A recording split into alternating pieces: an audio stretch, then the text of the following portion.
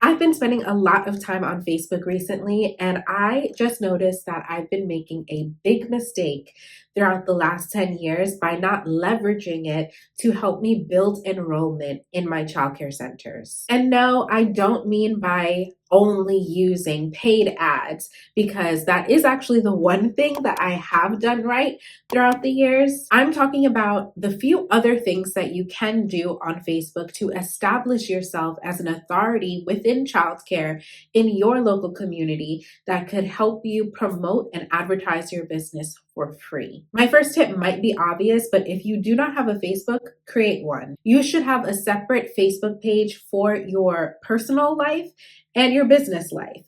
Your center or your home daycare program should have its own company business Facebook, and you personally as an individual can have your own private personal Facebook profile. If you're like me and you don't use Facebook personally so much anymore, I used to back in the day. Now I really use Instagram and TikTok for personal social media scrolling. Facebook, I really only go on there as it relates to something within childcare. So, what you can do, because I do believe in order to create a business page, you do have to have a personal page. I could be wrong about that. Fact check me in the comments. But even if it's not required, you should still create a personal page to engage with people as an individual. And if you don't plan on using it for friendships or family or relationships, your personal life, you could change your profile picture to make sure that it's like a professional headshot, and change the banner on your personal profile page. Even if your page is going to be private, when people click on your name or they click on your profile picture, they will still be able to see your banner picture or your header on Facebook. And you can change that larger header banner photo to resemble anything related to your profession or your business, or have your center there, or the name of your program is what I would prefer. Lead people to your business from your personal page whenever you can. That way, if you engage with someone and they click on your name, the first thing that they see is your business. The next thing I want you to do is join as many Facebook groups as you can, specifically local groups. I'm talking about those parenting groups, the mom and dads of whatever neighborhood, the garage sale groups, the community vendors groups, whatever your local groups are. You can do a search by typing in your neighborhood name or your county, maybe if you're not in a large neighborhood or city. Use your county or your region or even your state, but find a few different local groups to join. Now, once you're in those groups, it would be important to follow the group rules so that you do not get kicked out. And unfortunately, a lot of these groups do not allow straight up advertisements. So you might not be able to just post your business flyer or post a link to a video you made in your business or just promo yourself. A lot of local groups do not allow that. Some do, but many don't. But if that is the case, it doesn't mean that advertising is impossible. And I'll tell you why. A lot of parents go into these Facebook groups asking for genuine advice or guidance or suggestions, recommendations to a lot of different things relating to their children. Some will straight up just ask for recommendations for local daycare centers or preschools or childcare programs. And if that's the case, if you notice a post like that, you better jump in there and promote yourself and your business and put a link to your website, which you should have one. But most of the time, they might be indirectly asking for advice about something that they intend for another parent to answer or someone that has had the experience, but you might have the answer or your business might have the answer. And in those cases, that's where you can slide into. For example, in one of my local mom groups, someone had asked, how are you guys affording childcare? Times are really hard, things are expensive, yada, yada, yada. Now, of course, this question was targeted at other moms in the group that do have their children in childcare that may be in a similar situation where times are a bit rough, but they need the childcare. But even though it was targeted at other moms, either way, I had the answer. I know how people are getting childcare, even when it may be unaffordable to them. I already had a page built out on my website that talks about resources in our local community where parents can access free or reduced childcare through multiple different types of childcare assistance programs or scholarship opportunities available for tuition reduction. So when I saw this post on that Facebook group page, a light bulb went off. Like, let me share this information with this lady who needs this resource. I knew that I could use this as an opportunity to draw traffic to my website, which has the resources available for site visitors to see. If you do not have something similar set up, by the way, and you need help with building out your website or redesigning it to be a useful resource for families in your community, I encourage you to visit childcaresites.com or click the link in the description to check out childcare remote control, and I can help you work on your website. But anyway, I responded directly to her post on the page, and I mentioned that our local area has lots of resources to help families that are in need of childcare but can't afford it. And I simply included the link directly to that tuition assistance resource page on our website, not our home page, not our location page, just the page that has the information about what she's looking for. The great thing about most of the pages on our website, including that one, is that it prompts the site visitor to fill out a form if they would like more information about how to apply for these assistance programs. So it asks for their first name, last name, phone number, email address, and the ages of their children. So you bet I was actually looking out for if this mother was going to follow through with clicking into our website and giving us her information. And guess what? She did.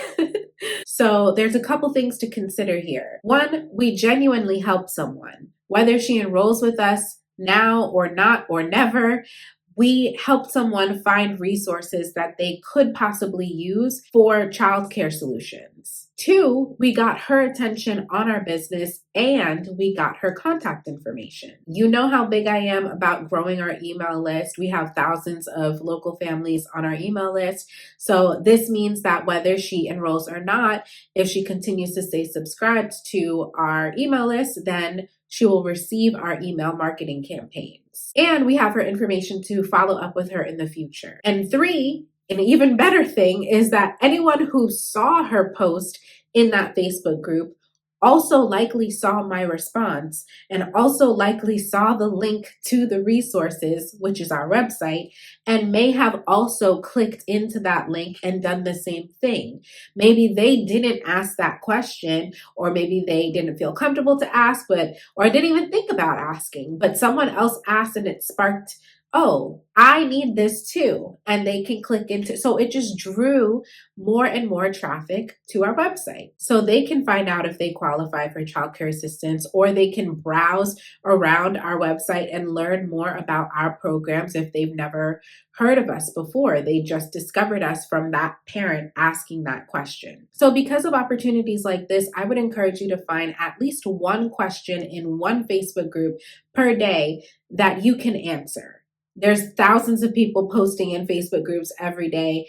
Find a few different ones. Make sure you set an alarm to go through some of the posts throughout the day and answer a question. There's a 99.9% chance you're not going to get a new enrollment every single time you post every single day, but consistency is key. You will get more traffic to your website, get more people to sign up to your email list, and even if you enroll one new family a month off of that simple action, it'll take you maybe 2 minutes per day, and it's completely free. You can find the time to do it and make sure that you're spreading awareness about your business. Another great way to use Facebook is for the purpose of networking. There are tons of Facebook groups out there specifically for childcare business owners, leaders, teachers. You can jump into those types of groups too on a local, statewide, or even nationwide level.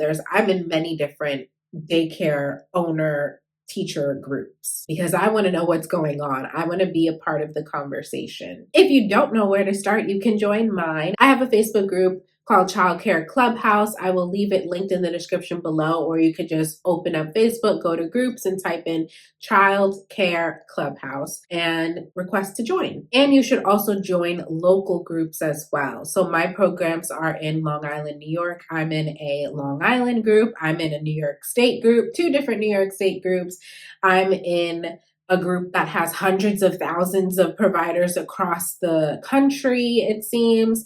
It is very interesting, the stories that people tell, the questions that others have. It's fun to engage with other people in your same position so that if you have an experience that they need help with, you can collaborate or answer questions or give guidance or recommendations. I see people seeking inspiration from one another with like classroom setups and things like that. I've gone in there a few times asking about issues related to payments from the child care assistance programs. So you can use these groups of other childcare providers to advocate together, seek advice from, all of that. And for my final tip, I want to bring it back to the top of the video where I mentioned ads, but not the regular kind of Facebook ads.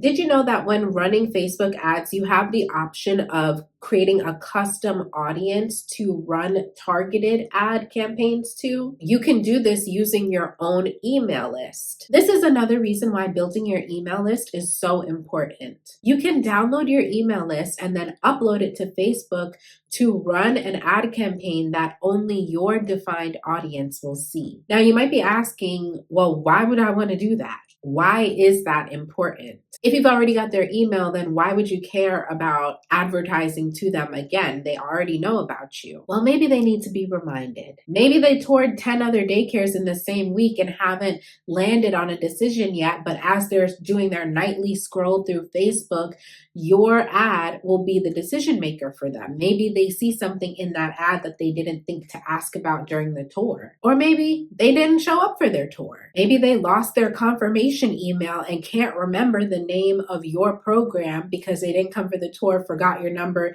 didn't see the email, whatever. And now they see you again and are reminded to go in for their tour. I have shared this quote before and I will say it again now. It takes 7 touches to close a sale. So go get active on Facebook. While you're over there, join Childcare Clubhouse. Let me know your thoughts on this video in the comments below. While you're down there in the comments, make sure you hit that red subscribe button and the notification bell so you can be notified every time I post a new video. I will see you in the next one. Bye-bye.